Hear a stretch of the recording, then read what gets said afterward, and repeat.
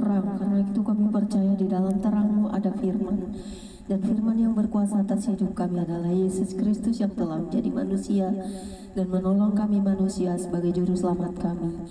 Tanpa terang itu kami tak bisa apa-apa, karena terang dan Roh-Mu yang hidup, yaitu Roh Kudus yang ada di dalam kami, selalu memberkati kami dalam firman-Mu. Saat ini kembali dalam ibadah kami mau membaca Alkitab. Terangi selalu hati dan jiwa kami Bapa untuk mengerti memahami setiap firman-Mu dan selalu menerima hidup dengan kebaikan dan juga damai dalam Kristus, terutama karya-Mu yang tak terbalas oleh apapun. Kami hanya bisa menyerahkan tubuh jiwa roh kami dalam pertobatan kepada-Mu, supaya kami dilayakkan karena Kau kudus, Engkau terang, Kau suci, karena tidak ada sesuatu yang najis yang boleh datang kepadamu dalam hadirat-Mu. Terima kasih Bapa di surga, Engkau maha kuasa, maha kudus, maha suci. Terpujilah Engkau untuk selamanya. Di dalam Yesus Kristus yang kudus, amin. Roh Kudus terangi hati dan jiwaku untuk firman ini bekerja dalam hidupku, untuk kupahami dan renungkan. Pembacaan Alkitab di 1 Raja-Raja 22 ayat 41 hingga dengan ayat yang ke 52 dengan parikop Yosafat Raja Yehuda.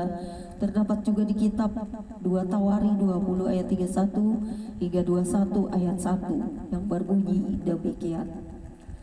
Yosafat anak Asa menjadi raja atas Yehuda dalam tahun keempat zaman Ahab Raja Israel.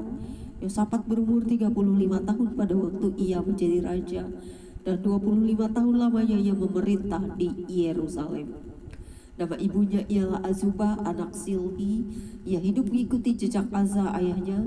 Ia tidak menyimpang daripadanya dan melakukan apa yang benar di mata Tuhan. Hanya bukit-bukit pengorbanan tidak dijauhkan. Orang masih mempersembahkan dan membakar korban di bukit-bukit itu, dan Yosafat hidup dalam damai dengan Raja Israel. Selebihnya dari riwayat Yosafat dan kepahlawanan yang dilakukannya dan bagaimana ia berperang, bukankah semuanya itu tertulis dalam kitab sejarah Raja-Raja Yehuda? Dan sisa pelacuran bakti yang masih tinggal dalam zaman Asa ayahnya dihapuskannya dari negeri itu. Tidak ada raja di Edom, karena itu yang menjadi raja ialah seorang kepala daerah. Yosafat membuat kapal-kapal Tarsis untuk pergi ke Ofir mengambil emas, tetapi kapal-kapal itu tidak jadi pergi ke sana, sebab kapal-kapal itu pecah di Ezion Geber. Pada waktu itu Ahazia anak Ahab berkata kepada Yosafat, "Baiklah, anak buahku, pergi bersama-sama anak buahmu dengan kapal-kapal itu." Tetapi Yosafat tidak mau. Kemudian Yosafat mendapat perhentian bersama-sama dengan nenek moyangnya, dan ia dikuburkan di samping nenek moyangnya di kota Daud, bapa leluhurnya. Maka Yoram anaknya menjadi raja menggantikan dia. Boleh kita sambung di 1 Raja-Raja 22 ayat 52 hingga 54 dengan parikop Ahazia Raja Israel yang berbunyi demikian.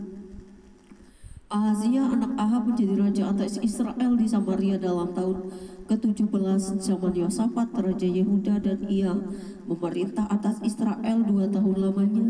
Ia melakukan apa yang jahat di mata Tuhan dan hidup menurut kelakuan ayahnya dan ibunya dan Yerobeam bin Nebat yang telah mengakibatkan orang Israel berdosa. Ia beribadah kepada Baal dan sujud menyembah kepadanya, dan dengan demikian ia menimbulkan sakit hati Tuhan Allah Israel, tepat seperti yang dilakukan ayahnya. Demikianlah pembacaan Alkitab kita siang menjelang sore ini. Tuhan membenci kepada penyembahan kepada ilah lain atau kepada Baal, kepada dewa-dewa yang tidak bisa hidup menyelamatkan. Tuhan paling membenci kepada penyembahan berhala. Jadi saudara-saudara, jangan main-main dengan Tuhan, karena Tuhan akan membinasakan kamu dan aku jika kita mempercayai ilah-ilah lain yang tidak bisa menolong, tidak bisa menyelamatkan, dan juga terbuat dari benda-benda mati. Karena Tuhan kita adalah Tuhan yang hidup, yang benar-benar mengasihi kita. Tuhan paling cemburu dengan penyembahan berhala. Karena itu serahkanlah hidupmu hanya kepada pencipta langit dan bumi, Tuhan yang benar-benar hidup dan menolong, yang orang-orang Kristen percayai dalam hidup kita, yaitu Tuhan dalam firman-Nya, yaitu Yesus Kristus. Tuhan Yesus memberkati. God bless you all.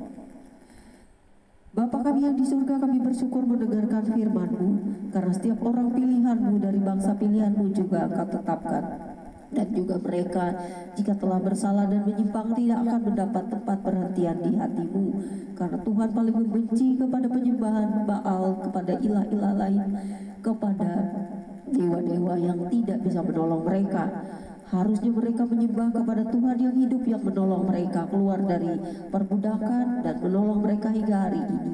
Harusnya orang-orang Israel bertobat dan tidak lagi menyimpang ke kiri dan ke kanan seperti kami, cangkokan dari bangsa Israel ke seluruh bumi ini yang tersebar, sehingga kami menjadi percaya kepada Tuhan yang hidup, yang benar-benar menolong, yang telah berkorban dan juga telah menciptakan kami. Dalam hadirat-Mu yang kudus kami boleh bersyukur setiap hari. Kelak pada akhirnya semua akan bertekuk lutut dan menyembah Engkau, yaitu Tuhan yang datang ke dalam dunia menjadi hakim yang adil, yaitu Yesus Kristus. Engkaulah Tuhan yang benar-benar hidup, yang menolong.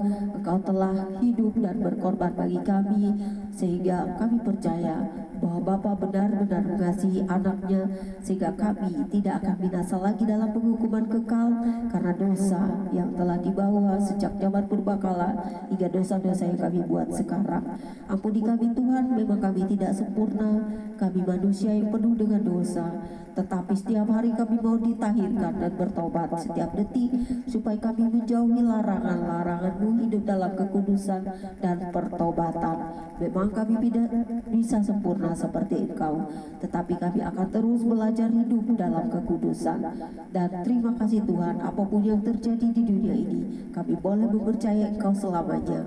Engkau yang banyak melakukan kebaikan, mujizat, dan juga mengangkat kami dari kematian, sehingga kami boleh bersuara dan bersaksi bahwa Engkau benar-benar Tuhan yang menolong. Di dalam kuasa nama Yesus Kristus, amin.